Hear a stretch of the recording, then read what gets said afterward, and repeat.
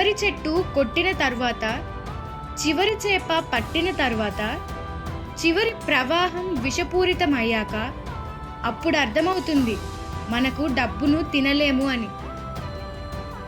మన లోపల 2 తోడేళ్ళు ఎప్పుడూ కొట్టుకుంటూ ఉంటాయి. మొదటిది చెడ్డది, రెండవది మంచిది. ఏది గెలుస్తుంది? నువ్వు దేన్ని పెంచుతావో అది. నువ్వు పుట్టినప్పుడు నువ్వు ఏడుస్తుంటే నీ చుట్టూ ఉన్న ప్రపంచం నవ్వుతుంది. నువ్వు ఎంత గొప్పగా బ్రతికితే నువ్వు చచ్చిపోయాక ఈ ప్రపంచం అంతగా ఏడుస్తుంది. నువ్వు నవ్వుతావు. నీ మాటల్లో మెరుపులు తక్కువ ఉండాలి, నీ చేతుల్లో వెలుగు ఎక్కువగా ఉండాలి. విను, లేకపోతే నీ నాలుక నిన్ను చెవిటివాడిని చేస్తుంది. నీ శత్రువు యొక్క బలహీనతలు నీకు బలాన్ని చేకూరుస్తాయి.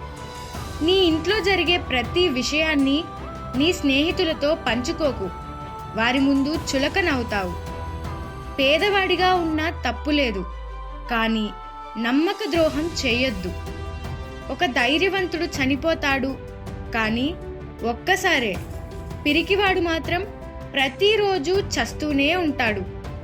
నీ శత్రువు చాలా శక్తిమంతుడు మరియు ధైర్యవంతుడు అయి ఉండాలి. ఒకవేళ నువ్వు ఓడిపోయినా కూడా సిగ్గుపడాల్సిన అవసరం ఉండదు. ఆకలిగా ఉన్న పక్షితో కలిసి కడుపు నిండా తిన్న పక్షి ఎగరలేదు. యవ్వనాన్ని ఆదరించు, కానీ ముసలితనాన్ని మాత్రం నమ్ము. జ్ఞానం అనేది ఎప్పుడు వస్తుంది అంటే దానికోసం వెతకడం ఆపేసి దేవుడిచ్చిన జీవితం చక్కగా జీవించినప్పుడు. ప్రతి చెట్టు తీయని పండ్లు ఇవ్వదు. ప్రతి ఒక్కరికి నువ్వు న్యాయం చేయలేవు. నీకు ఎంత సరిపోతుందో అంతే దాచుకో, మిగతాది వదిలేయ్. మౌనంగా ఉండే మగవాడితో జాగ్రత్త, అలాగే మొరగని కుక్కతో కూడా. నిజం చెప్పాడని చాలా మాటలు అవసరం లేదు, అబద్ధానికి మాత్రం 1000 మాటలు అవసరం.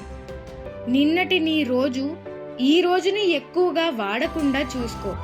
పేదరికం నీతో ఎన్ని తప్పులైనా చేయిస్తుంది, జాగ్రత్త. ఒక్కోసారి నీ ప్రశ్నలకు సమాధానం నీ నుంచే లభిస్తుంది. చావు అనేది ఉండదు, నీ ప్రపంచం మారుతుంది అంతే. టైం అనేది మారితే అన్నీ మారిపోతాయి. అందుకే మంచి జరిగినప్పుడు పొంగిపోకు, చెడు జరిగినప్పుడు ఓపిక కోల్పోకు.